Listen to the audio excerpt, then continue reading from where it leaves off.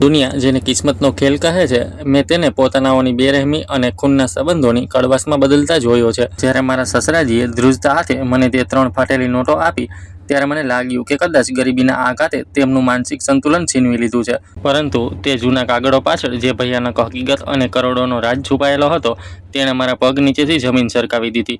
શું કોઈ પિતા પોતાના જ દીકરાઓની નફરતથી બચવા માટે આટલો મોટો દાવ ખેલી શકે છે? તે ફાટેલી નોટોમાં છુપાયેલા એક નાના સરખા પુરાવાએ માત્ર મને રાતોરાત દોલતની માલકીન બનાવી દીધી, પણ તે સત્ય પરથી પણ પડદો ઉઠાવ્યો જેને સાંભળીને તમે તમારી આત્માને ધ્રુજતી અનુભવશો. આખરે તે મામૂલી નોટોમાં એવું શું હતું જેણે મારી જિંદગીને હંમેશ માટે વેરવિખેર કરી નાખી? મારા લગ્ન જ્યારે આ આલીશાન હવેલીમાં થયા હતા, ત્યારે મેં ક્યારેક સપનામાં પણ નહોતું વિચાર્યું કે એક દિવસ મારે આજ ઘરના સૌથી અંધારા ખૂણામાં આંસુ વહાવવા પડશે. સસરાજી દીનાનાથજી શહેરના સૌથી પ્રતિષ્ઠિત અને ધનવાન વ્યક્તિઓમાં ગણાતા હતા. તેમનો રુતબો એટલો હતો કે તેમના નામની ખાલી વાત સાંભળીને જ લોકો આદરથી માથું ઝુકાવી દેતા હતા. તેમની હવેલી, જેને લોકો શાંતિ સદન કહેતા હતા, કોઈ રાજમહેલથી ઓછી નહોતી. ચારે તરફ બગીચા, આરસપહાણના ફ્લોર અને ઝુમરોની રોશનીથી ઝળહળતું તે ઘર ખુશીઓનું ઠેકાણું હતું. મારા લગ્ન તેમના નાના દીકરા આકાશ સાથે થયા હતા. ઘરમાં જેઠ રાઘવ અને જેઠાણી સુચિત્રાનું વર્ચસ્વ હતું. સસરાજી પોતાની પત્નીના મૃત્યુ પછી અમને સૌને જ પોતાનો સંસાર માનતા હતા. શરૂઆતના દિવસોમાં બધું કોઈ સોનેરી સપના જેવું હતું. સવારની ચા સાથે પીવી, દરેક તહેવાર પર કરોડોના ઉપહારોની લેવડ-દેવડ અને શહેરની મોટી હોટલોમાં દાવતો, આ બધું સામાન્ય હતું. પરંતુ આ ચમકદમક નીચે સંબંધોનું જે ઝેર વિકસી રહ્યું હતું, તેનાથી હું સંપૂર્ણપણે અજાણ હતી. રાઘવ જેઠજી સ્વભાવથી ખૂબ જ મહત્વાકાંક્ષી અને સત્તાના ભૂખ્યા હતા. તેમના માટે સંબંધોની અગત્યતા ત્યાં સુધી જ હતી જ્યાં સુધી સામેવાળો તેમના ફાયદાનો હોય. સસરાજીએ પોતાનો પૂરો કારોબાર રાઘવના ભરોસે છોડી દીધો હતો. જેઠાણી સુચિત્રાનો આખો દિવસ હીરાની પસંદગી અને કીટી પાર્ટીઓમાં પસાર થતો હતો. તેમને આ વાતનું ઘમંડ હતું કે તે શહેરના સૌથી ધનવાન પરિવારની મોટી વહુ છે. હું તો એક મધ્યમવર્ગીય શિક્ષકની દીકરી હતી, હંમેશા સંબંધોને સાચવવાની અને સૌને સાથે લઈને ચાલવાની કોશિશ કરતી. પરંતુ મારી સાદગી ઘણીવાર જેઠાણીને ખૂંચતી હતી. તે મને અવારનવાર નીચું દેખાડવાનો મોકો શોધતી હતી. આકાશ, મારા પતિ, સ્વભાવથી સીધા અને પોતાના મોટા ભાઈના છાંયડામાં રહેનારા વ્યક્તિ હતા. તે ક્યારેય કોઈ વિવાદમાં પડતા નહોતા, જેનો ફાયદો અવારનવાર રાઘવ ઉઠાવતા હતા. વખતે એવી કરવટ લીધી કે રાતોરાત ખુશીઓનો આ મહેલ સત્તાના પત્તાની જેમ ઢળી પડ્યો. એક ખોટી બિઝનેસ ડીલ અને શેરબજારના અચાનક ગગડવાથી દીનાનાથજીના દાયકાઓ જૂના સામ્રાજ્યના પાયે હચમચી ગયા. સસરાજીએ પોતાની પૂંજી તે પ્રોજેક્ટમાં લગાવી દીધી હતી, જેને રાઘવે ખૂબ લાભદાયક ગણાવ્યો હતો. પરંતુ હકીકતમાં તે એક દલદલ હતો. ધીમે ધીમે બેંકના નોટિસ આવવા લાગ્યા. જે લેણદારોને સસરાજીએ વર્ષો સુધી પાળી પોષીને મોટા કર્યા હતા, તે જ આજે ઘરની બહાર ઊભા રહીને ગેરવર્તણૂક કરવા લાગ્યા હતા. દેવાનો પહાડ એટલો વધી ગયો કે સસરાજીના પગ નીચેથી જમીન ખસી ગઈ. આઘાતના કારણે તેમને હૃદયનો ગંભીર હુમલો આવ્યો. ડોક્ટરોએ તેમને બચાવી તો લીધા, પણ તેમનું અડધું શરીર સૂનું પડી ગયું હતું. તેઓ પથારીવશ થઈ ગયા અને પોતાનો અવાજ ગુમાવી બેઠા. જેવો સસરાજીનો ખિસ્સો ખાલી થયો અને તેઓ લાચાર થયા, આ હવેલીના અસલી માલિકોના ચહેરા પરથી નકાબ ઉતરવા લાગ્યો. જે રાઘવે પિતાના તળિયા ચાટીને આખો કારોબાર સંભાળ્યો હતો, તેણે એક પળનો પણ વિચાર ન કર્યો. તેને લાગ્યું કે હવે આ ઘરડો માણસ માત્ર એક બોજ છે. ઘરની કિંમતી વસ્તુઓ એક એક કરીને વેચવા લાગી. રાઘવે બેંકનું દેવું ચૂકવવા માટે સસરાજીની અંગત સંપત્તિ પર નજર માંડી, પણ તેને તે કાગળિયા મળી રહ્યા નહોતા. ગુસ્સો અને હતાશા તેણે તે બીમાર પિતા પર કાઢવાનું શરૂ કરી દીધું. એક સવારે જ્યારે સસરાજીને ખૂબ તાવ હતો, ત્યારે રાઘવ અને સુચિત્રાએ નિર્ણય કર્યો કે હવે તેમને ઘરના મુખ્ય રૂમમાં રાખવાનો કોઈ મતલબ નથી. જેઠાણીએ નાક ચડાવીને કહ્યું કે બીમાર ઘરડાને કારણે ઘરમાં દવાઓની દુર્ગંધ આવે છે અને મહેમાનો પર ખરાબ અસર પડે છે. વિના કોઈ શરમ અને લિહાઝના રાઘવે સસરાજીને તેમની મખમલી પથારી પરથી ઉઠાવ્યા અને ઘરના પાછળના ભાગમાં આવેલા તે જૂના સ્ટોરરૂમમાં લઈ જઈને પછાડી દીધા, જ્યાં વર્ષોથી કચરો રાખવામાં આવતો હતો. તે રૂમ શું હતો? તે સાક્ષાત નરક હતો. દિવાલો પરથી પ્લાસ્ટર ખરી રહ્યું હતું, ચારે તરફ કરોળિયાના જાળા લાગેલા હતા અને સિલનની એવી દુર્ગંધ આવતી હતી કે એક પળ ઊભું રહેવું મુશ્કેલ હતું. ત્યાં ન રોશની હતી, ન પંખો. સસરાજીની આંખોમાં તે સમયે જે બેબસી અને દર્દ હતું, તે જોઈને મારું કાળજું મોંમાં આવી ગયું. તે કંઈક બોલવા માંગતા હતા, તેમનો હાથ ધ્રુજી રહ્યો હતો, પરંતુ રાઘવે બેરહેમીથી દરવાજો અડધો બંધ કરી દીધો અને કહ્યું કે હવે આજ તારી જગ્યા છે. આકાશ ચૂપચાપ ઊભા રહીને આ બધું જોઈ રહ્યા હતા. મેં જ્યારે વિરોધ કર્યો તો રાઘવે મારા પર બૂમો પાડતા કહ્યું કે જો વધારે હમદર્દી હોય તો તું પણ ત્યાં જ જતી રહે. આકાશે મને ખેંચીને રૂમમાં બંધ કરી દીધી. તે રાત્રે હું સૂઈ ન શકી. સ્ટોર રૂમની તે બારીમાંથી સસરાજીના કણસવાનો અવાજ આવી રહ્યો હતો. તે ઠંડીથી ધ્રુજી રહ્યા હતા. જે પિતાએ દીકરાઓને મખમલી ચાદરોમાં સુવડાવ્યા આજે તે જ ફાટેલી દરી પર સૂતા હતા. મારી આત્મા મને ધિક્કારી રહી હતી. મેં નક્કી કર્યું કે ભલે તેના માટે મારે રાઘવનો માર ખાવો પડે, હું બાબુજીની આ હાલતમાં નહીં છોડું. અડધી રાત્રે જ્યારે બધા સૂઈ ગયા, હું ચૂપકેથી ઉઠી. હું રસોડામાં જઈને તેમના માટે હળવો દલિયો બનાવ્યો અને એક જૂનું ધાબળું લઈને સ્ટોરરૂમ તરફ આગળ વધી. ત્યાંની શાંતિ આત્માને ધ્રુજાવી દે તેવી હતી. જેવો મેં દરવાજો ખોલ્યો, ઉંદરોના ભાગવાનો અવાજ આવ્યો. સસરાજી અંધારામાં પોતાની ફાટેલી આંખોથી છત તરફ તાકી રહ્યા હતા. જેવો તેમણે મને જોઈ, તેમની આંખોમાંથી આંસુનો પ્રવાહ ઉમટી પડ્યો. તે બેજાન હાથ ઊંચા કરીને મને આશીર્વાદ આપવા માંગતા હતા, પણ તાકાત નહોતી. મેં તેમનું માથું મારા ખોળામાં મૂક્યું અને તેમને સહારો આપીને દલિયો ખવડાવ્યો. તેમના આંસુ મારી હથેળી પર પડી રહ્યા હતા. તે કોઈ તેજાબની જેમ મારા દિલને બાળી રહ્યા હતા. મેં તેમને જૂના કપડાની આડમાં ધાબળાથી ઢાંક્યા. સસરાજીએ મારો હાથ કસીને પકડી લીધો, જાણે તે મને જવાથી રોકી રહ્યા હોય. ત્યાં અંધારા રૂમમાં કચરા અને કબરની વચ્ચે મેં અનુભવ્યું કે અસલી અમીરી પૈસામાં નહીં, પણ તે આંસુઓમાં છે જે પોતાનાઓ માટે વહે છે. ત્યારબાદના કેટલાક દિવસો સુધી આ જ સિલસિલો ચાલ્યો. હું આખો દિવસ જેઠાણીના મહેણા સહન કરતી, ઘરનું બધું કામ કરતી અને રાત્રે ચોરી છુપીથી સસરાજીની સેવા કરતી. રાઘવ અવારનવાર નશામાં ધૂત થઈને ત્યાં આવતો અને બૂમો પાડતો, ઓ ઘરડા, બતાવ ક્યાં છે તે વસિયત, ક્યાં છુપાવી રાખી છે તે બીજી તિજોરીની ચાવી. સસરાજી ચૂપ રહેતા. રાઘવ તેમને ઝંઝોળતો, ક્યારેક તેમના હાથ પગ પર લાત પણ મારી દેતો. મારું લોહી ઉકળતું હતું, પણ હું મજબૂર હતી. હવેલી હવે એક સ્મશાન જેવી લાગવા માંડી હતી. નોકરોને કાઢી મૂકવામાં આવ્યા હતા. સુચિત્રા જેઠાણી હવે પોતે કામ કરવા નહોતી માંગતી, તેથી બધો બોજ મારા પર નાખી દેવાયો હતો. તે અવારનવાર સસરાજીને મળતા ભોજન પર પણ પાબંદી લગાવી દેતી. કહેતી કે જ્યારે કમાઈ નથી શકતો તો ઠોસવાની શું જરૂર છે. હું મારી થાળીનું ખાવાનું બચાવીને બાબુજી માટે લઈ જતી. એક દિવસ રાઘવે સસરાજીનું જૂનું ટ્રંક કાઢી લીધું અને તેને સૌની સામે તોડી નાખ્યું. તેને લાગ્યું કે કદાચ તેમાં કંઈ સોનું કે પ્રોપર્ટીના કાગળો હશે, પરંતુ તેમાં શું નીકળ્યું? માત્ર મારા સાસુની જૂની તસવીરો, સસરાજીની પહેલી કમાણીનો એક સિક્કો અને બાળકોના બાળપણના કેટલાક રમકડા. રાઘવે ગુસ્સામાં તે યાદોને જમીન પર ફેંકી દીધી અને તેના પર પગ મૂકી દીધો. સસરાજી આ બધું દરવાજાની તિરાડમાંથી જોઈ રહ્યા હતા. તેમની તે મૌન ચીસો આજે પણ મારા કાનમાં ગૂંજે છે. સંબંધોનું આટલું ઘૃણાસ્પદ રૂપ મેં પહેલાં ક્યારેય જોયું નહોતું. પૈસો માણસને આંધળો જ નહીં પણ દરિંદો બનાવી દે છે. તે દિવસે સાબિત થઈ ગયું હતું. સસરાજીની હાલત હવે દિવસે ને દિવસે બગડતી જતી હતી, પણ કોઈને તેમની પરવાહ નહોતી. સૌને બસ તે સંપત્તિની રાહ હતી જેને તેઓ શોધી નહોતા શકતા. સ્ટોરરૂમની તે પહેલી રાત મારા જીવનની સૌથી લાંબી અને ભયાનક રાત હતી. સસરાજી જેમને ક્યારે આખું શહેર ઝૂકીને સલામ કરતું હતું, આજે કબાટની વચ્ચે એક ફાટેલી દરી પર સૂતા હતા. તેમની શ્વાસોશ્વાસની ઘરઘરાટી તે શાંત રૂમમાં કોઈ જૂના એન્જિનની જેમ ગૂંજી રહી હતી.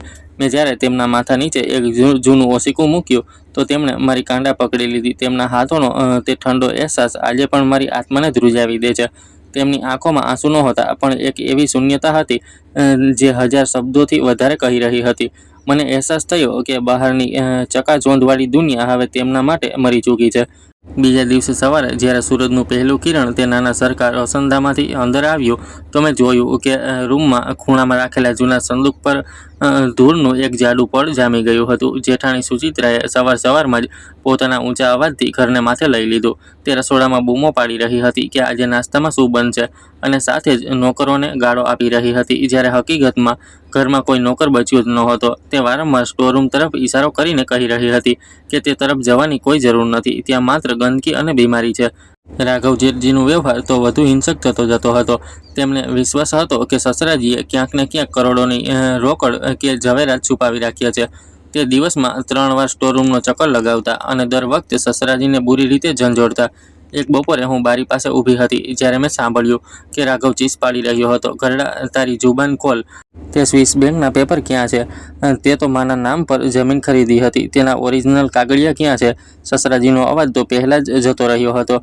તે બસ પોતાની ગરદન હલાવીને ના પાડી દેતા. રાઘવે ગુસ્સામાં પાસે પડેલો એક પિત્તળનો લોટો ઉઠાવીને દિવાલ પર માર્યો. તે લોટો સસરાજીના કાન પાસેથી પસાર થયો.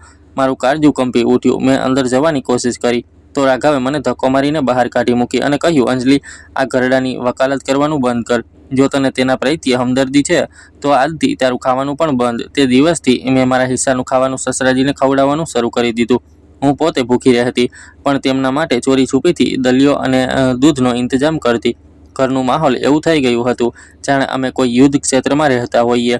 મારા પતિ આકાશ સંપૂર્ણપણે પોતાના મોટા ભાઈના વશમાં હતા. જ્યારે પણ હું તેમની સાથે સસરાજીની હાલત વિશે વાત કરતી, તે મોં ફેરવી લેતા. તેમણે મને કહ્યું, અંજલિ, ભૈયા જે કરી રહ્યા છે તે ઘરને બચાવવા માટે કરી રહ્યા છે. બાબુજીએ બધા પૈસા ડૂબાવી દીધા. હવે અમે રસ્તા પર આવી ગયા છીએ. મેં તેમને સમજાવવાની કોશિશ કરી કે પૈસો આવતો જતો રહે છે, પણ પિતા ફરી નથી મળતા. પણ તેમના પર તો જાણે કોઈએ જાદુ કરી દીધો હતો. જેઠાણી સુચિત્રા હવે ધીમે ધીમે ઘરનો બધો કિંમતી સામાન પોતાના માયકે મોકલવા લાગી હતી. તેમને ડર હતો કે ક્યાંક બેંકવાળા આવીને બધું કબજે ન કરી લે. તે સસરાજીના રૂમની એક એક વસ્તુની તલાશી લેતી, અહીં સુધી કે તેમણે સસરાજીના જૂના કોટના ખિસ્સા પણ ફાડી નાખ્યા કે કદાચ ક્યાંક કોઈ ચાવી મળી જાય. એક રાત્રે જ્યારે ખૂબ વરસાદ પડી રહ્યો હતો, સ્ટોર રૂમની છત ટપકવા લાગી. સસરાજી પૂરી રીતે પલળી ગયા હતા. હું જ્યારે ત્યાં પહોંચી તો જોયું કે તે ઠંડીથી બુરી રીતે સંકોચાઈ ગયા હતા. મેં મારા દુપટ્ટાથી તેમનું શરીર લૂંચ્યું અને તેમને મારા રૂમમાં લાવીને એક સૂકું ધાબળું આપ્યું. તે વખતે તેમણે મારો હાથ પકડીને પોતાની ફાટેલી કમીઝના ખિસ્સા તરફ ઇશારો કર્યો. મેં હાથ નાખ્યો તો ત્યાં કંઈ નહોતું. મને લાગ્યું કે કદાચ તે કોઈ જૂની યાદોને શોધી રહ્યા છે. સસરાજીની હાલત જોઈને ડૉક્ટરને બોલાવવા ખૂબ જરૂરી હતું, પણ રાઘવે સાફ મનાઈ કરી દીધી હતી. તે કહેતો હતો કે ડૉક્ટરના પૈસા કોણ આપશે? શું તું તારા માયકેથી લાવીશ? મેં મારા સોનાના કંગન જે મારી માતાએ આપ્યા હતા તેમને વેચી દીધા અને ચોરી છુપીથી એક નાના ક્લિનિકના ડૉક્ટરને ઘરે બોલાવ્યા. ડૉક્ટરે જ્યારે સસરાજીની તપાસ કરી તો તેમણે પોતાની આંખોમાં દુઃખ અને હેરાની છુપાવી નહોતી શક્યા. તેમણે મને એકાંતમાં કહ્યું, બેટા, આમને દવાઓ કરતાં વધારે પ્રેમ અને સન્માનની જરૂર છે. તેમનું શરીર જવાબ આપી રહ્યું છે કારણ કે તેમનું મન હારી ચૂક્યું છે. ડૉક્ટરની વાત સાંભળીને હું ધ્રુસકે ધ્રુસકે રડવા લાગી. સસરાજીએ મને રડતા જોઈ લીધી. તેમણે ઈશારામાં મને પોતાની પાસે બોલાવી અને ખૂબ મુશ્કેલીથી એક એક શબ્દ જોડીને ફૂસફૂસાવ્યું, રો નહીં, કિસ્મત. તે શબ્દો મારા કાનમાં આજે પણ ગૂંજે છે. ત્યારબાદના થોડા દિવસો સુધી જેઠાણી અને જેઠનો જુલમ વધતો જ ગયો. તેમણે સસરાજીને નવડાવવાનું પણ બંધ કરાવી દીધું. હું જ્યારે તેમને નવડાવવા માટે પાણી ગરમ કરતી તો સુચિત્રા ગેસ બંધ કરી દેતી. તે કહેતી કે ગરમ પાણીનો બગાડ કેમ, ઠંડા પાણીથી નવડાવો. ડિસેમ્બરની તે કડકડતી ઠંડીમાં તે એક લાચાર વૃદ્ધને ઠંડા પાણીથી નવડાવવાની વાત કરી રહી હતી. મેં મારી ડોલમાંથી ગરમ પાણી કાઢ્યું અને તેમને નવડાવ્યા. તે વખતે મેં સસરાજીની પીઠ પર કેટલાક વાદળી નિશાન જોયા. મારો શક યકીનમાં બદલાઈ ગયો કે રાઘવે તેમને માર્યા છે. આ જોઈને મારું લોહી ઉકળી ઉઠ્યું. મેં રાઘવની સામે જોઈને તેમની પાસેથી તેનો હિસાબ માંગ્યો તો તેમણે મને થપ્પડ મારી દીધો. આકાશે પણ મારો સાથ ન આપ્યો. તે થપ્પડે મારા અંદરની મમતાને એક ચિંગારી બનાવી દીધી. મેં નક્કી કરી લીધું કે હવે હું સસરાજીની ઢાલ બનીને ઊભી રહીશ. હું દિવસ રાત તેમની પાસે બેસવા લાગી. ત્યાંની દુર્ગંધ અને ઉંદરોની હવે મને આદત થઈ ગઈ હતી. મેં જોયું કે સસરાજી અવારનવાર દિવાલ પર કંઈક લીટીઓ દોરતા રહે છે. મને લાગ્યું કે તે કદાચ પોતાના દિવસો ગણી રહ્યા છે, પણ તે લીટીઓની કોઈ ખાસ પેટર્ન હતો. તે ક્યારેક 3 લીટીઓ ખેંચતા, પછી તેને કાપી નાખતા. એકવાર તેમણે જમીન પર ધૂળમાં 10 લખ્યું. મેં વિચાર્યું કદાચ તે 10 રૂપિયા માંગી રહ્યા છે, પણ તે ઘરમાં તો 10 રૂપિયા કોઈની પાસે નહોતા બચ્યા. બધું દેવામાં ડૂબેલું હતું. જેઠાણી હવે ઘરના જૂના ફર્નિચરને પણ કબાડીના ભાવે વેચવા લાગી હતી. એક દિવસ તેમણે સસરાજીની તે મનપસંદ આરામ ખુરશી પણ વેચી દીધી, જેના પર બેસીને તે ક્યારેક કલાકો સુધી અમને વાર્તાઓ સંભળાવતા હતા. સસરાજીએ બારીમાંથી જ્યારે તે ખુરશીને લઈ જતા જોઈ તો તેમની આંખોમાંથી ટપ ટપ આંસુ પડવા લાગ્યા. તે ખુરશી માત્ર લાકડાનો ટુકડો નહોતી, તે તેમના વીતી ગયેલા ગૌરવનો છેલ્લો અવશેષ હતી. સસરાજીની બીમારી હવે તેમના ફેફસા સુધી પહોંચી ગઈ હતી. તેમને સતત ખાંસી આવતી હતી અને દરેક ખાંસીની સાથે તેમના મોંમાંથી લોહી નીકળવા લાગ્યું હતું. રાઘવે આ જોઈને કહ્યું કે હવે તેનો અંત નજીક છે. સારું જ છે, આ બોજથી છુટકારો મળશે. તેને તો સસરાજીની સામે તેમના અંતિમ સંસ્કારના ખર્ચાની વાત કરવાનું શરૂ કરી દીધું. તેણે કહ્યું કે લાકડી મોંઘી થઈ ગઈ છે, આપણે તેમને પાસેના સ્મશાનમાં જ બાળી દઈશું. આ સાંભળીને સસરાજીએ પોતાની આંખો બંધ કરી લીધી. મને એવું લાગ્યું જાણે તેમની આત્મા તે જ પળે મરી ગઈ હોય. બસ શરીરનું ચાલવું બાકી હતું. તે રાત્રે સસરાજીએ મને એક જૂની નાની ડબ્બી બતાવી જે તેમણે ધૂળમાં દબાવી રાખી હતી. જ્યારે મેં તેને ખોલી તો તેમાં મારી સાસુની એક નાની બિંદી અને એક સુકાયેલું ગુલાબનું ફૂલ હતું. તેમણે તે ડબ્બી મને સોંપી દીધી, જાણે તે પોતાની સૌથી કિંમતી વિરાસત મને આપી રહ્યા હોય. સસ્પેન્સ ત્યારે શરૂ થયો જ્યારે એક દિવસ એક અજાણ્યો માણસ ઘરની બહાર આવીને ઊભો રહી ગયો. તેણે કાળો કોટ પહેરી રાખ્યો હતો અને તે વારંવાર સસરાજી વિશે પૂછી રહ્યો હતો. રાઘવે તેને ભગાડી દીધો, પણ તે માણસે જતાં જતાં મને એક કાગળનો ટુકડો પકડાવી દીધો. તેના પર લખ્યું હતું, સમય ઓછો છે, નોટો સાચવીને રાખજો. મને કંઈ સમજ ન આવ્યું. કઈ નોટો? અમારી પાસે તો ખાવા માટે પણ પૈસા નહોતા. શું સસરાજી પાસે કંઈક એવું હતું જે રાઘવની નજરોથી બચી ગયું હતું? મેં સસરાજીને તે માણસ વિશે પૂછવાની કોશિશ કરી, પણ તે બસ ખામોશ રહ્યા. તેમની આંખોમાં એક અજીબ ડર અને ચેતવણી હતી. શું તેમને ખબર હતી કે તેમનો જીવ જોખમમાં છે, કે પછી તે કોઈ મોટા રાજની રક્ષા કરી રહ્યા હતા? માનવીય લાલચની કોઈ સીમા હોતી નથી. તે મેં ત્યારે જોયું જ્યારે જેઠાણીએ સસરાજીના ફાટેલા ગાદલાને પણ ફાડવાનું શરૂ કરી દીધું. તેમને લાગ્યું કે કદાચ નોટો ગાદલાની અંદર સીવેલી હશે. તેમણે બધું રૂ બહાર કાઢી નાખ્યું અને સસરાજીને નગ્ન જમીન પર સૂવા માટે છોડી દીધા. સસરાજી તે રાત્રે ઠંડીથી નીલા પડી ગયા હતા. મેં મારી સાડીઓ પાથરીને તેમના માટે પથારી બનાવી. સસરાજીએ મારો હાથ થામી લીધો અને ખૂબ લાંબા સમય સુધી મને જોતા રહ્યા. તેમની નજરોમાં ઊંડી કૃતજ્ઞતા હતી. તેમણે પોતાની ફાટેલી કમીઝની અંદરથી કંઈક કાઢવાની કોશિશ કરી, પણ નબળાઈના કારણે ન કરી શક્યા. મેં તેમની મદદ કરવી ચાહી તો તેમણે માથું હલાવીને ના પાડી દીધી, જાણે તે કોઈ યોગ્ય તકની રાહ જોઈ રહ્યા હોય. ઘરની હાલત બદથી બદતર થતી જતી હતી. બેંકવાળા હવે ઘરની બહાર જપ્તીની નોટિસ ચોંટાડી ગયા હતા. રાઘવ પાગલોની જેમ ઘરના ખૂણે ખૂણાને ખોદી રહ્યો હતો. તેને વિશ્વાસ હતો કે સસરાજીએ ક્યાંક ને ક્યાંક સોનું દબાવ્યું છે. તેણે ઘરના આંગણાના ઝાડ પણ કાપી દીધા કે કદાચ મૂળમાં કંઈ મળી જાય. સસરાજી આ બધું જોતા અને પોતાના નસીબ પર રડતા. જે સામ્રાજ્યને તેમણે પરસેવાથી સિંચ્યું હતું, તેને તેમના પોતાના દીકરાઓ ઉજાડી રહ્યા હતા. સંબંધોનો આ કત્લેઆમ જોઈને મારી આત્મા કંપી ઉઠી હતી. મને ડર હતો કે જે દિવસે રાઘવને કંઈ ન મળ્યું, તે સસરાજી સાથે કંઈક અનહોની ન કરી દે. અને તે દિવસ હવે વધારે દૂર નહોતો. સસરાજીના શ્વાસ હવે તેમનો સાથ છોડી રહ્યા હતા અને હવામાં એક અજીબ રહસ્ય ઘૂંટી ગયું હતું. સસરાજીના જીવનના છેલ્લા 3 દિવસ કોઈ ભયાવહ દુઃસ્વપ્ન જેવા હતા. સ્ટોરરૂમની હવા ભારે થઈ ચૂકી હતી, જેમાં મોતની દસ્તક સ્પષ્ટ સાંભળી શકાતી હતી. તેમને ખૂબ તાવ હતો અને તેમના શરીરની ગરમી તે ભીની દોરીને પણ ગરમ કરી રહી હતી, જેના પર તે સૂતા હતા. રાઘવ અને જેઠાણી સુચિત્રાએ તો હવે સ્ટોરરૂમ તરફ જોવાનું પણ પૂરી રીતે બંધ કરી દીધું હતું. મોહલ્લાના લોકો જે ક્યારેક બહાર મળતા અને સસરાજીના હાલચાલ પૂછતા, તો રાઘવ મોટી બેશરમીથી હસીને કહી દેતો કે બાબુજી આરામ કરી રહ્યા છે. ઘડપણ છે તો થોડી નબળાઈ તો રહેશે જ, પણ ઘરની અંદરની હકીકત એ હતી કે તે વૃદ્ધને પાણી પણ આપનારું કોઈ નહોતું. મેં તે 3 દિવસમાં મારી પાંપણ પણ નહોતી ઝબકાવી. મારો બધો સમય તે સીલન ભરેલા રૂમમાં પસાર થતો. હું તેમના કપાળ પર ઠંડા પટ્ટાઓ રાખતી અને ભગવાનને પ્રાર્થના કરતી કે કાં તો તેમને ઠીક કરી દો અથવા આ નરક જેવી જિંદગીમાંથી મુક્તિ આપી દે. તેમના હોઠ સુકાઈને સફેદ પડી ગયા હતા અને તે હવે કંઈ ઘડી શકે તેવી સ્થિતિમાં પણ નહોતા. સસરાજીની આંખો અવારનવાર રૂમના તે અંધારા ખૂણામાં જામી રહેતી હતી, જ્યાં કબાટનો એક મોટો ઢગલો લાગ્યો હતો. મને લાગ્યું કે કદાચ તે ત્યાં છુપાયેલા ઉંદરને જોઈ રહ્યા છે, પણ તેમની નજરોમાં એક અજીબ તડપ હતી. છેલ્લી રાત્રે જ્યારે બહાર શાંતિ છવાયેલી હતી અને આખું ઘર ઊંડી ઊંઘમાં હતું, સસરાજીએ અચાનક મારી આંગળી પોતાની પૂરી તાકાત લગાવીને પકડી લીધી. તેમની પકડમાં એક એવી છટપટાહટ હતી જેને જોઈને હું ગભરાઈ ગઈ. તેમની આંખોમાં એક ચમક ઝબકી, જેમ કોઈ બુઝતો દીવો છેલ્લી વાર પૂરી જ્યોત સાથે ફફડે છે. તેમણે ધ્રુજતા હાથોથી ઈશારામાં મને પોતાના તે જૂના અને ગંદા ઓશિકા નીચે હાથ નાખવાનું કહ્યું. તે ઓશિકું દુર્ગંધ મારતું હતું અને વર્ષોની ધૂળ તેમાં સમાયેલી હતી. જેવો મેં હાથ અંદર નાખ્યો, મારી આંગળીઓને કંઈક મખમલી જેવું મહેસૂસ થયું. મેં બહાર કાઢ્યું તો તે એક નાની કાળી મખમલી થેલી હતી. સસરાજીએ પોતાની આંખોથી મને સખત ઈશારો કર્યો કે તેને હમણાં ન ખોલતી અને તેને તરત પોતાની સાડીના પલ્લુમાં છુપાવી લે. તેમનો ચહેરો પરસેવાથી તરબદર હતો, જાણે આ નાનો ઈશારો કરવામાં તેમણે પોતાની બચેલી કૂચેલી પૂરી ઊર્જા લગાવી દીધી હોય. આ પછી જે થયું તેણે મને સ્તબ્ધ કરી દીધી. સસરાજીએ પોતાની ફાટેલી બનિયાનની અંદર હાથ નાખ્યો, જ્યાં તેમણે પોતાની છાતીએ અડકાડીને કંઈક છુપાવી રાખ્યું હતું. તેમણે ધ્રુજતા હાથોથી 3 નોટ કાઢી. તે 10-10ના જૂના મેલા અને ફાટેલા નોટ હતા. તે નોટોની હાલત એવી હતી કે કોઈ ભિખારી પણ તેમને લેવાની ના પાડી દે. તેના પર ઠેર ઠેર ટેપ લાગેલી હતી અને તે ગળી ચૂક્યા હતા. તેમણે તે 3 નોટ મારા હાથમાં મૂક્યા અને મારી આંખોમાં એટલી ગહેરાઈથી જોયું કે મને લાગ્યું કે તે મારી આત્માના પાર જોઈ રહ્યા છે. તેમના સૂકા હોઠ હલ્યા. તેમણે કંઈક કહેવાની ખૂબ કોશિશ કરી. તેમના ગળામાંથી એક ધરાટી નીકળી, પણ શબ્દ ન બની શક્યા. મને લાગ્યું કે કદાચ ગરીબી અને અપમાનના આ દોરે તેમના દિમાગ પર અસર કરી દીધો છે. કરોડોના માલિક રહેલા દીનાનાથજી પોતાની અંતિમ વસિયત તરીકે મને આ રદ્દીના ટુકડા કેમ આપી રહ્યા છે? શું તે ભાન ગુમાવી બેઠા છે? પરંતુ તેમની આંખોની સ્થિરતા કંઈક બીજું કહી રહી હતી. તેમની આંખોમાંથી એક છેલ્લું મોટું આંસુ ટપક્યું અને મારી હથેળી પર પડીને તે 10ની નોટને ભીંજવી ગયું.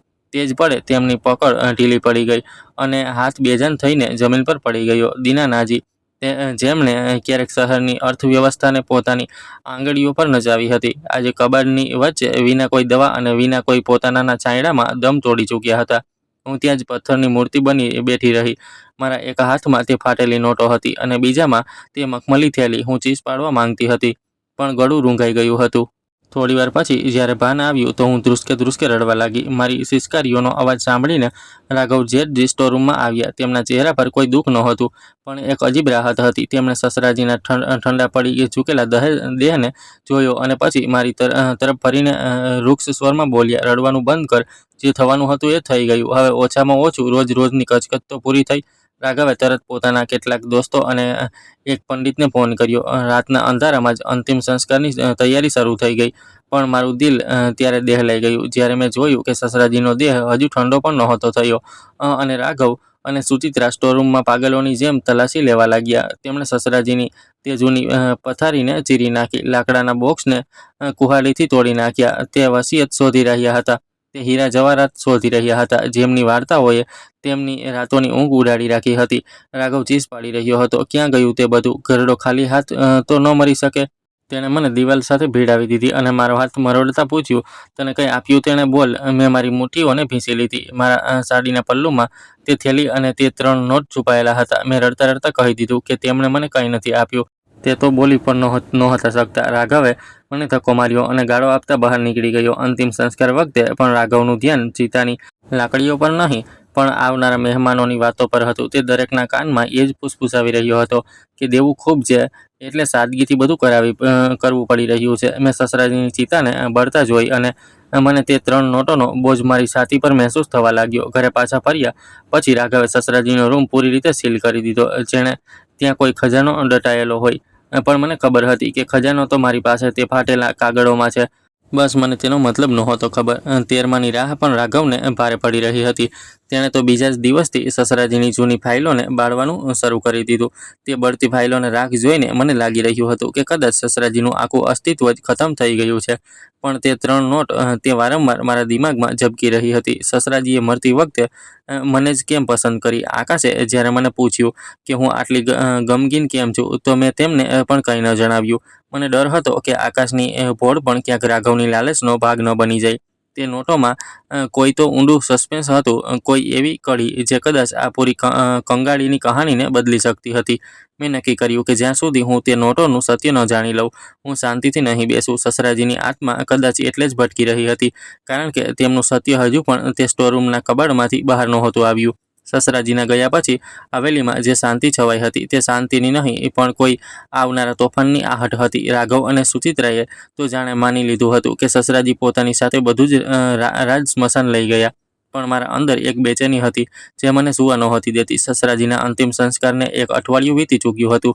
રાઘવ હવે પૂરી રીતે હવેલીને વેચવાની ફિકરમાં હતો, જેથી તે બધું દેવું ઉતારી શકે અને જે કંઈ બચે તેને લઈને શહેર છોડીને ક્યાંક બીજે જઈ વસે. મને ડર હતો કે જો ઘર વેચાઈ ગયું તો તે સ્ટોરરૂમ અને તેની દિવાલોમાં છુપાયેલું એક રાજ હંમેશા માટે દફન થઈ જશે. એક રાત્રે જ્યારે આખું ઘર ઊંડી ઊંઘમાં હતું અને બહાર કૂતરાઓના ભસવાનો અવાજ આવી રહ્યો હતો, મેં મારી કબાટના ગુપ્ત ખૂણામાંથી તે મખમલી થેલી અને તે 3 ફાટેલા 10ના નોટ કાઢ્યા. રૂમની હળવી રોશનીમાં મેં તેમને મારા મેજ પર ફેલાવી દીધા. પહેલી નજરમાં તે માત્ર રદ્દીના ટુકડા લાગી રહ્યા હતા, મેલા, જૂના અને ઘણી જગ્યાએથી ફાટેલા. પણ જ્યારે મેં તેમને ધ્યાનથી જોવાનું શરૂ કર્યું તો મારું માથું ચકરાવા લાગ્યું. સસરાજીએ તે નોટોને ખૂબ સાવધાનીથી ટેપથી જોડી હતી. મેં જોયું કે તે 3 નોટના સિરિયલ નંબરો સાથે કોઈએ છેડછાડ કરી હતી. કોઈ ખૂબ જ બારીકી સોય કે પેનથી તે નંબરોને કોતરીને કંઈક બીજા જ આંકડા લખવામાં આવ્યા હતા. મારું દિલ જોરથી ધડકવા લાગ્યું. મેં એક ટોર્ચ લીધી અને તે નોટોને રોશનીની સામે રાખ્યા. નોટના કાગળની અંદર જે વર્કમાર્ક હોય છે, તેની પાસે ખૂબ જ સૂક્ષ્મ અક્ષરોમાં કંઈક લખેલું હતું. તે કોઈ સામાન્ય લખાણ નહોતું, પણ કોઈ નકશા જેવી આકૃતિઓ હતી. મેં 3 નોટોને એકસાથે અડાડીને રાખ્યા તો મને અહેસાસ થયો કે આ નોટ નહીં, પણ એક કોયડાના 3 હિસ્સા છે. જ્યારે આ ત્રણેયને એક ખાસ રીતે જોડવામાં આવે તો તેમના ફાટેલા કિનારાઓ પાછળ એક આખું સરનામું અને કેટલાક આંકડાઓનો કોડ ઉભરી આવતો હતો.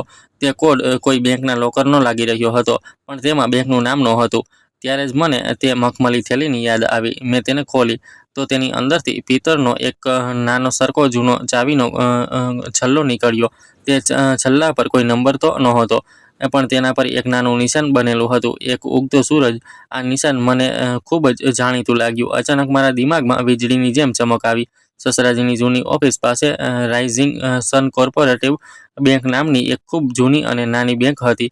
શું આ ચાવી તે જ બેંકની હતી? પણ સસરાજીએ આટલી સુરક્ષિત રીતે તેને કેમ છુપાવી? રાઘવે તો તેમના બધા બેંક એકાઉન્ટ તપાસી લીધા હતા, તો પછી આ બેંક તેની નજરથી કેવી રીતે બચી ગઈ?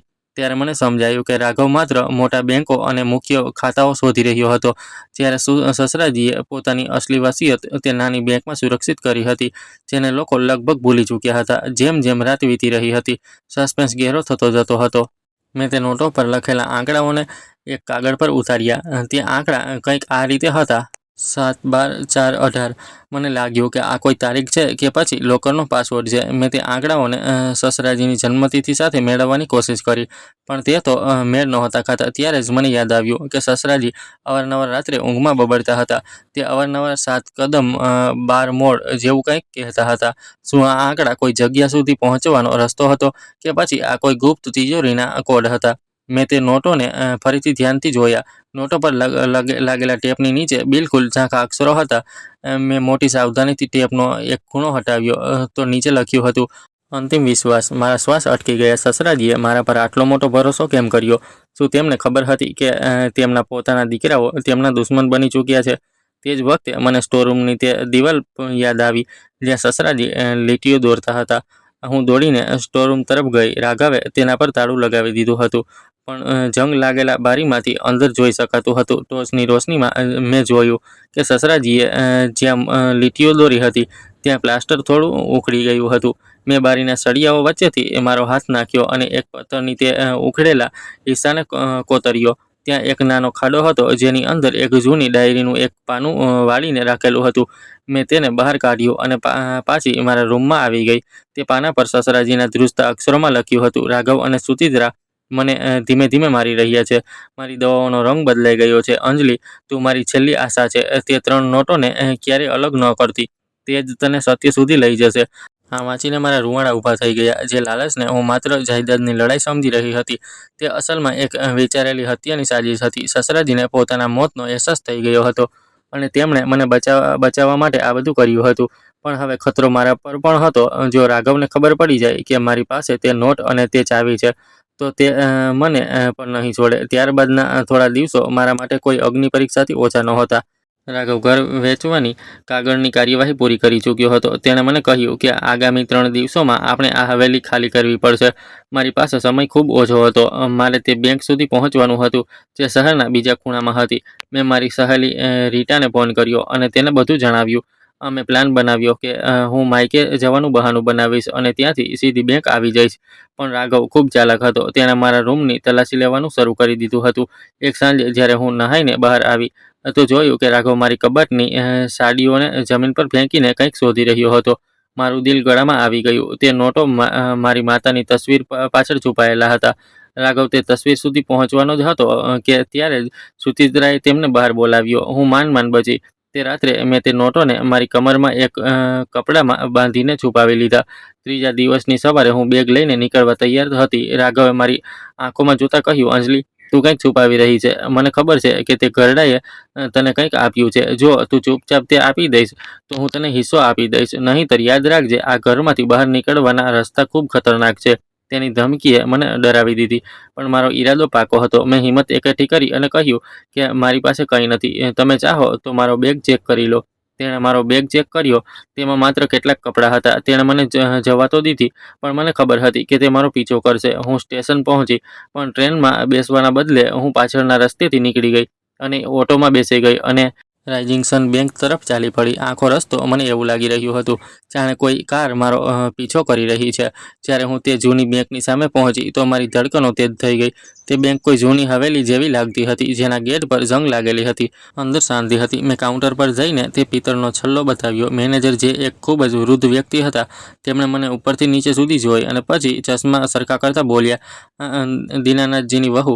મેં માથું હલાવ્યું. તેમણે મને એક જૂના કેબિનમાં બોલાવી. ત્યાંની હવામાં જૂની ફાઇલોની મહેક હતી. તેમણે એક ભારે રજિસ્ટર ખોલ્યું અને મારી પાસે તે 3 નોટો વિશે પૂછ્યું. જ્યારે મેં તે ફાટેલી નોટો તેમની સામે રાખી તો તેમની આંખોમાં ચમક આવી ગઈ. તેમણે તે નોટોને એક વિશેષ પ્રકાશ નીચે રાખી અને કંઈક મેળવ્યું. મેનેજરે ધીમા અવાજે કહ્યું, "દીનાનાથજીએ 10 વર્ષ પહેલાં આ વ્યવસ્થા કરી હતી. તેમણે કહ્યું હતું કે જો ક્યારેય તે આ દુનિયામાં ન રહે અને તેમની વસિયતને લઈને કોઈ વિવાદ હોય તો જેની પાસે આ 3 નોટ હશે તે જ અસલી ઉત્તરાધિકારી હશે." તેમણે મને એક લોખંડના ભારે દરવાજા તરફ લઈ જવાનું કહ્યું. અમે લોકર રૂમ તરફ આગળ વધ્યા. ત્યાંની દિવાલો પર સીલન હતી અને અંધારું હતું. જેમ જેમ અમે તે લોકરની નજીક જઈ રહ્યા હતા, મને સસરાજીના તે અંતિમ શ્વાસ યાદ આવી રહ્યા હતા. લોકર નંબર 712ની સામે અમે રોકાયા. આજ તે આંકડા હતા જે નોટો પર લખ્યા હતા. 712, બાકીના આંકડા 418. કદાચ પાસવર્ડ હતા. મારો હાથ ધ્રુજી રહ્યો હતો જ્યારે મેં તે પિત્તળની ચાવી લોકરમાં નાખી. જેવું લોકર ખુલ્યું, અંદરથી એક તેજ રોશની ન નીકળી, પણ એક જૂની કાળી ડાયરી અને કેટલાક કાનૂની કાગળિયા રાખ્યા હતા. મેં તે ડાયરી ઉઠાવી અને તેનું પહેલું પાનું ખોલ્યું. જેમાં જે લખ્યું હતું તેણે મારા પગ નીચેથી જમીન ખસકાવી દીધી. તેમાં સસરાજીએ લખ્યું હતું કે તેમણે પોતાની કરોડોની સંપત્તિ ક્યારેય ગુમાવી જ નહોતી. જે નુકસાન બિઝનેસમાં દેખાડવામાં આવ્યું હતું તે એક દેખાડો હતો જેથી તે પોતાના દીકરાઓની અસલિયત જાણી શકે. પણ સસ્પેન્સ તો એ હતો કે તે લોકરમાં એક નાનો સરખો વોઇસ રેકોર્ડર પણ હતો. મેં જેવું તેનું બટન દબાવ્યું, સસરાજીનો અવાજ ગુંજી ઉઠ્યો. તેમણે કહ્યું, "અંજલિ, જો તું આ સાંભળી રહી છે તો તેનો મતલબ છે કે રાઘવે મારો કત્લ કરી દીધો છે. પણ તેને નથી ખબર કે જે ઘરને તે વેચવા જઈ રહ્યો છે તેના નીચે અસલી ખજાનો નહીં પણ તેની અસલી બરબાદીનો પુરાવો છુપાયેલો છે." આ સાંભળીને મારી ચીસ નીકળી ગઈ. ખજાનો નહીં, બરબાદીનો પુરાવો. આખરે સસરાજી શું કહેવા માંગતા હતા? અને તે નોટોનો અસલી હેતુ શું? માત્ર આ લોકર સુધી પહોંચવાનો હતો કે કંઈક બીજું પણ હતું જે હું પણ મારી સમજથી બહાર હતું? મને અહેસાસ થયો કે ખેલ હજુ પૂરો નથી થયો, પણ હવે તો સૌથી ભયાનક વળાંક આવવાનો છે. બેંકના તે ઠંડા અને શાંત લોકર રૂમમાં જ્યારે સસરાજીનો અવાજ તે જૂના રેકોર્ડરમાંથી ગૂંજ્યો તો મારા અંદર જાણે કંઈક તૂટી ગયું. તેમના અવાજમાં તે જૂનો રોફ નહોતો, પણ એક હારેલો પિતા પોતાના અંતિમ શ્વાસો સાથે ન્યાયની ગુહાર લગાવી રહ્યો હતો. રેકોર્ડરનો અવાજ થોડો ફાટી રહ્યો હતો, પણ દરેક શબ્દ મારા હૃદયમાં તીરની જેમ ખૂંપી રહ્યો હતો. તેમણે કહ્યું હતું, "અંજલિ, જો તું અહીં સુધી પહોંચી છે તો તેનો મતલબ છે કે મારો ભરોસો સાચો હતો. રાઘવને લાગે છે કે તેણે મને લૂંટી લીધો, પણ તેણે માત્ર તે કાગળોને લૂંટ્યા છે જેને મેં તેને લૂંટવા દીધા. અસલી તાકાત તે કાગળોમાં નહીં પણ તે જમીનના ટુકડામાં છે જેને મેં તારી સાસુ સાવિત્રીના નામ પર વર્ષો પહેલાં શહેરથી દૂર એક અજાણ્યા ગામમાં ખરીદ્યો હતો. રાઘવ અને સુચિત્રાએ મને ઝેર આપ્યું છે. અંજલિ, તે મારી દવાઓમાં ધીમે ધીમે એક એવું રસાયણ ભેળવી રહ્યા છે જે માણસને અંદરથી પોલો કરી દે છે. મેં આ બધું જાણતા હોવા છતાં પીધું કારણ કે હું જોવા માંગતો હતો કે મારું પોતાનું લોહી કઈ હદ સુધી ગળી શકે છે." મેં ધ્રુજતા હાથોથી રેકોર્ડર બંધ કર્યું. મારી આંખો સામે ધૂંધળું છવાઈ ગયું. જે માણસની મેં દિવસ રાત સેવા કરી તેને તેના જ દીકરાઓએ ધીમે ધીમે મારી નાખ્યો હતો. લોકરમાં રાખેલી તે કાળી ડાયરીને જ્યારે મેં આગળ પલટી તો તેમાં તે દવાઓના નામ અને તે તારીખો લખેલી હતી જ્યારે રાઘવે સસરાજી સાથે ગેરવર્તણૂક કરી હતી. ડાયરીની વચ્ચે એક વસિયતનો અસલી અને અંતિમ મુદ્દો રાખ્યો હતો. તેના પર કોર્ટની મહોર હતી અને ગવાહ તરીકે તે બેંક મેનેજરની સહી હતી. વસિયતમાં સાફ લખ્યું હતું કે દીનાનાથજી બધી ગુપ્ત સંપત્તિ, જેમાં તે કરોડોની જમીન અને કેટલાક અન્ય રોકાણ સામેલ હતા, તેની એકમાત્ર વારસ હું એટલે કે અંજલિ છું. રાઘવ અને આકાશને તેમની આ બેરહેમીના કારણે પૂરી રીતે બેદખલ કરી દેવાયા હતા. પણ સસ્પેન્સ હજુ બાકી હતો. વસિયતના અંતમાં એક શરત લખી હતી. આ વસિયત ત્યારે જ પ્રભાવી થશે જ્યારે રાઘવ હવેલીને વેચવાનો સોદો પૂરો કરી લે અને સસરાજીના મૃત્યુને ઓછામાં ઓછા 1 મહિનો વીતી જાય. સસરાજીએ કેટલીક દૂરની સોચી હતી. તેમને ખબર હતી કે જો રાઘવને ખબર પડી તો તે મને ડરાવીને મારી નાખશે. તેમણે રાઘવને હવેલી વેચવાની છૂટ આપી જેથી તે પોતાના લાલચના જાળમાં પોતે જ ફસાઈ જાય. જેવો તે હવેલી વેચશે તેને ખબર પડશે કે હવેલીના અસલી માલકીન હકના કાગળો તો આ લોકરમાં છે અને તેણે જે સોદો કર્યો છે તે કાનૂની રીતે શૂન્ય છે. હું બેંકમાંથી બહાર નીકળી તો મારું માથું ચક્કરે રહ્યું હતું. બહાર તે જ કાળી કાર ઊભી હતી જેનો મને શક હતો. જેવી હું ઓટોમાં બેઠી તે કાર મારો પીછો કરવા લાગી. મારું દિલ જોરથી ધડકવા લાગ્યું. મેં ઓટોવાળાને ઝડપથી ચાલવાનું કહ્યું અને ગલીઓના રસ્તે થઈને મારી સહેલી રીટાના ઘરે પહોંચી. મને ખબર હતી કે હવે સીધા ઘરે જવું ખતરાથી ખાલી નથી. રીટાના ઘરે પહોંચીને મેં તે 3 નોટોને ફરીથી ધ્યાનથી જોયા. તેમનું રહસ્ય પૂરી રીતે ખુલી ચૂક્યું હતું. તેના પર જે કોડ હતા તે અસલમાં તે જમીનના ખસરા નંબર અને બેંક પાસવર્ડનું મિશ્રણ હતા. પણ ત્યારે જ મને ડાયરીના છેલ્લા પાના પર એક બીજી વાત દેખાઈ જેણે મારા રૂંવાટા ઊભા કરી દીધા. સસરાજીએ લખ્યું હતું, અંજલિ હવેલીની નીચે જે ખજાનો રાઘવ શોધી રહ્યો છે ત્યાં ખજાનો નહીં પણ મારા નાના ભાઈના અસ્થિઓ અને તે રાજ છે જેના કારણે રાઘવ આજે આટલો ક્રૂર બન્યો છે. આ વાંચીને મારું દિમાગ શૂન્ય થઈ ગયું. સસરાજીનો નાનો ભાઈ, મને તો ક્યારેય કહેવામાં જ નહોતું આવ્યું કે તે તેમનો કોઈ ભાઈ પણ હતો. શું રાઘવે પોતાના કાકા સાથે પણ કંઈક ખરાબ કર્યું હતું? ત્યારે જ મારો ફોન વાગ્યો. આકાશનો ફોન હતો. તેના અવાજમાં ગભરાટ હતી. તેણે કહ્યું, અંજલિ તું ક્યાં છે? ભૈયાને ખબર પડી ગઈ છે કે તું બેંક ગઈ હતી. તે પાગલોની જેમ તારી રાહ જોઈ રહ્યા છે. સુચિત્રા ભાભીએ તારો રૂમ વેરવિખેર કરી નાખ્યો છે. તું હમણાં ઘરે ન આવતી. મેં આકાશને પૂછ્યું કે શું તેમને સસરાજીના ભાઈ વિશે કંઈ ખબર છે? તો તે ચૂપ થઈ ગયા. પછી બોલ્યા, તે એક દુર્ઘટના હતી. ભૈયા કહે છે કે બાબુજીએ તેમને મારી નાખ્યા હતા. હવે મને સમજાયું કે રાઘવના મનમાં પિતા પ્રત્યે આટલી નફરત કેમ હતી. તેને લાગતું હતું કે તેના પિતા એક કાતિલ છે, પણ સસરાજીની ડાયરી કંઈક બીજું જ કહી રહી હતી. મેં હિંમત એકઠી કરી અને નક્કી કર્યું કે હવે છુપાવવાનો સમય પૂરો થઈ ગયો છે. મારે તે હવેલીમાં પાછા જવું પડશે જ્યાંથી આ બધું શરૂ થયું હતું. મેં પોલીસમાં મારા એક પરિચિત ઇન્સ્પેક્ટરને ફોન કર્યો અને તેમને બધી સચ્ચાઈ જણાવી. મેં તેમને કહ્યું કે તે હવેલીની પાસે તૈયાર રહે. જ્યારે હું હવેલીના મોટા ગેટ પાસે પહોંચી તો ત્યાં શાંતિ હતી. જેવું મેં પગ અંદર મૂક્યો, રાઘવ જેઠજી સામે ઊભા હતા. તેમના હાથમાં તેજ પિત્તળનો લોટો હતો જેનાથી તેમણે સસરાજીને ડરાવ્યા હતા. તેમના ચહેરા પર એક શેતાની મુસ્કાન હતી. તેમણે કહ્યું, આવી ગઈ વહુરાણી, લાવ તે ચાવી અને તે કાગળિયા મને આપી દે. મને ખબર છે તું તે જૂની બેંક ગઈ હતી. મેં શાંતિથી કહ્યું, જેઠજી તમે જે કર્યું તેના માટે કાયદો તમને ક્યારેય માફ નહીં કરે. તમે બાબુજીને ઝેર આપ્યું. રાઘવ હસ્યો અને બોલ્યો, તે ઘરડો આજ લાયક હતો. તેણે મારા કાકાને મારી નાખ્યા હતા માત્ર જાયદાદ માટે. આજે હું તે જ કરી રહ્યો છું જે તેણે કર્યું. મેં ચીસ પાડીને કહ્યું, જૂઠ. બાબુજીએ કોઈને નથી માર્યા. તમારા કાકાએ આત્મહત્યા કરી હતી કારણ કે તે જુગારમાં બધું હારી ગયા હતા અને બાબુજીએ તેમને બચાવવાની કોશિશ કરી હતી. આ બધું આ ડાયરીમાં લખ્યું છે. રાઘવની આંખોમાં લોહી ઉતરી આવ્યું. તે મારી તરફ ઝપટો માર્યો પણ ત્યારે જ સુચિત્રા જેઠાણી દોડતી આવી અને બોલી, રોકાઈ જા રાઘવ, પોલીસ આવી ગઈ છે. રાઘવ સબકાઈ ગયો. મેં જોયું કે ઇન્સ્પેક્ટર અને તેમની ટીમ અંદર આવી ચૂકી છે. મેં તે ડાયરી અને વસિયત પોલીસને સોંપી દીધી. પણ સસ્પેન્સનો છેલ્લો પડદો ત્યારે ઉઠ્યો જ્યારે ઇન્સ્પેક્ટરે કહ્યું કે અમને હવેલીના ભોંયરાની તલાશી લેવી પડશે. રાઘવનો ચહેરો સફેદ પડી ગયો. ભોંયરાની ખોદકામ શરૂ થયું અને ત્યાંથી જે નીકળ્યું તેણે સૌને હેરાન કરી દીધા. ત્યાં માત્ર હાડકાં નહોતા પણ સસરાજીના ભાઈનો એક સુસાઇડ નોટ હતો જે એક પ્લાસ્ટિકની થેલીમાં સુરક્ષિત હતો. તેમાં સાફ લખ્યું હતું કે રાઘવે જ પોતાના કાકાને ઉશ્કેર્યા હતા અને તેમના દેવાના કાગળિયા છુપાવી દીધા હતા જેથી તે આત્મહત્યા કરી લે અને આ આરોપ સસરાજી પર આવે. રાઘવે પોતાના પિતાને વર્ષો સુધી એક કાતિલના બોજ નીચે દબાવી રાખ્યા અને અંતમાં તેમણે પણ મારી દીધા. રાઘવને હથકડીઓ પહેરાવી દેવામાં આવી. સુચિત્રા જમીન પર બેસીને રડવા લાગી. આકાશ પોતાની નજરો નહોતા ઉઠાવી શકતા. જે હવેલીમાં ક્યારેક ખુશીઓ હતી ત્યાં આજે પાપનો ગળો ફૂટી ચૂક્યો હતો. પોલીસ રાઘવને લઈ ગઈ. મેં તે સ્ટોરરૂમ તરફ જોયું જ્યાં સસરાજીએ પોતાના છેલ્લા દિવસો વિતાવ્યા હતા. મને એવું લાગ્યું જાણે તે બારી પર ઊભા રહીને મને આશીર્વાદ આપી રહ્યા હોય. તે 3 ફાટેલી નોટ આજે પણ મારી મુઠ્ઠીમાં હતી. તેમણે મને માત્ર પૈસા નહોતા આપ્યા, તેમણે મને તે સત્યથી રૂબરૂ કરાવ્યા હતા જેણે એક આખા પરિવારને અંદરથી પોલો કરી દીધો હતો. હવે બસ તે સંપત્તિનું શું થશે અને સસરાજીના તે 3 નોટોનું અંતિમ સત્ય શું હતું?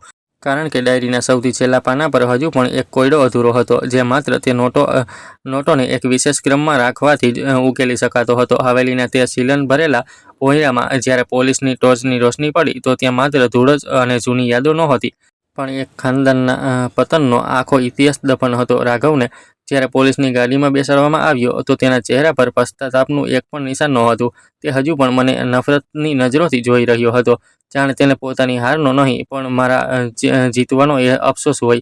સુચિત્રા જેઠાણી આંગણાની બરાબર વચ્ચે માથું પકડીને બેસી ગઈ હતી. તેનું બધું ઘમંડ, તેના હીરા અને રેશમી સાડીઓનું ગુરૂર તે દિવસે માટીમાં મળી ગયું હતું. આકાશ જે અત્યાર સુધી એક પડછાયાની જેમ પોતાના ભાઈની પાછળ ચાલતા રહ્યા હતા, ધ્રુસકે રડી રહ્યા હતા. તેમને મારી સાથે કંઈક કહેવાની કોશિશ કરી પણ મેં મારી નજરો ફેરવી લીધી. સંબંધોની જે દોરી એકવાર તૂટી જાય છે તેને ગાંઠ બાંધીને જોડી તો શકાય છે પણ તે પહેલાં જેવી કોમળતા નથી લાવી શકતી. બીજા દિવસે સવારે જ્યારે સૂરજનું પહેલું કિરણ હવેલીની ચોખટને સ્પર્શ્યું તો તે રોશની પહેલાં જેવી નહોતી. આજે તેમાં એક પવિત્રતા હતી જાણે વર્ષોનો કોઈ ભારે બોજ ઉતરી ગયો હોય. મેં મારી કબાટમાંથી તે 3 ફાટેલી નોટ કાઢી. રાઘવના જેલમાં જવા અને વસિયતના સામે આવ્યા પછી પણ મને લાગી રહ્યું હતું કે સસરાજીએ તે નોટોના માધ્યમથી મને કંઈક બીજું જ જણાવવા માંગતા હતા. મેં તે ત્રણેય નોટોને ડાયરીના છેલ્લા પાના પર બનેલી તે રેખાઓની ઉપર મૂક્યા. જ્યારે મેં નોટોના ફાટેલા કિનારાઓને તે રેખાઓ સામે મેળવ્યા તો એક અદૃશ્ય દ્રશ્ય સામે આવ્યું. નોટોના સિરિયલ નંબરો અને ડાયરીની રેખાઓના મેલથી એક મોબાઈલ નંબર અને એક ગુપ્ત સંદેશ ઉભરી આવ્યો. તે સંદેશ હતો, અંજલિ, ન્યાય ફક્ત અપરાધીઓને દંડ આપવાથી પૂરો નથી થતો, પણ પીડિતોને તેમના હક આપવાથી થાય છે. આ નંબર પર ફોન કર. મેં ધ્રુજતા હાથોથી તે નંબર ડાયલ કર્યો. બીજી તરફથી એક ગંભીર અને શાંત અવાજ આવ્યો. તે સસરાજીના જૂના વકીલ અને સૌથી નજીકના મિત્ર મિસ્ટર ખન્ના હતા. તેમણે મને જણાવ્યું કે સસરાજીએ પોતાની વસિયત ઉપરાંત એક બીજી ગુપ્ત ફંડ બનાવ્યું હતું. આ ફંડ તે હજારો નાના રોકાણકારો માટે હતું જેમનો પૈસો રાઘવની ખોટી નીતિઓ અને લાલચના કારણે ડૂબી ગયો હતો. સસરાજીને પોતાની સંપત્તિની રક્ષા માત્ર મારા માટે નહોતી કરવાની, પણ તેમને તે ગરીબોનો હક પણ ચૂકવવાનો હતો. મને અહેસાસ થયો કે સસરાજીએ મને માત્ર એક વારસદાર નહોતી બનાવી, પણ તેમણે મને પોતાની તે નૈતિકતા અને જવાબદારીની મસાલચી બનાવી હતી જેને તેમના પોતાના દીકરાઓએ બુજાવી દીધી હતી. તે 3 ફાટેલી નોટોનું અસલી સસ્પેન્સ ત્યારે મારી સામે હતું. સસરાજીએ તે નોટોને એટલે ફાડી હતી કારણ કે તે ઈચ્છતા હતા કે જે કોઈ તેના સુધી પહોંચે તેને ધીરજ અને બુદ્ધિમત્તાનો પરિચય આપવો પડે. જો તે સીધી નોટો આપતા તો કદાચ હું તેમને ખર્ચી નાખતી કે રાઘવ છીનવી લેતો, પણ તે નોટોની હાલત એવી હતી કે તેમને ફક્ત તે જ સાચવી શકતો હતો જેના દિલમાં સસરાજી માટે નિસ્વાર્થ પ્રેમ હોય. મેં તે નોટોને જોડીને જે રસ્તો શોધ્યો હતો તે ફક્ત ધનનો રસ્તો નહોતો, તે એક આત્માની શાંતિનો માર્ગ હતો. આગામી થોડા મહિનાઓ ખૂબ વ્યસ્ત રહ્યા. મેં સસરાજીની વસિયત અનુસાર બધી ગુપ્ત સંપત્તિનું એક વ્યવસ્થાપન કર્યું. મેં તે હવેલી વેચી દીધી કારણ કે તેની દિવાલોમાં હવે પણ સસરાજીના કણસવાનો અવાજ અને રાઘવનો અહંકાર ગૂંજતો હતો. તે હવેલીમાંથી મળેલા પૈસા અને સસરાજીના ગુપ્ત રોકાણોથી મેં તે તમામ લોકોનું દેવું ચૂકવ્યું જે રાઘવના કારણે બરબાદ થઈ ચૂક્યા હતા.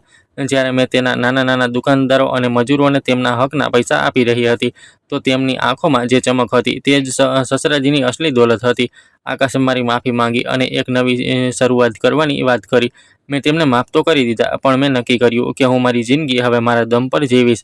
મેં એક નાનો ટ્રસ્ટ ખોલ્યો જેનું નામ દીનાનાથજી સ્મૃતિ સંસ્થાન રાખ્યું, જે બેસહારા વૃદ્ધો માટે કામ કરે છે. આજે જ્યારે હું તે સંસ્થાના વરંડામાં બેસું છું તો મને સસરાજીના તે 3 નોટ યાદ આવે છે. તે નોટો આજે પણ મારી પાસે એક ફ્રેમમાં સજાવેલા છે.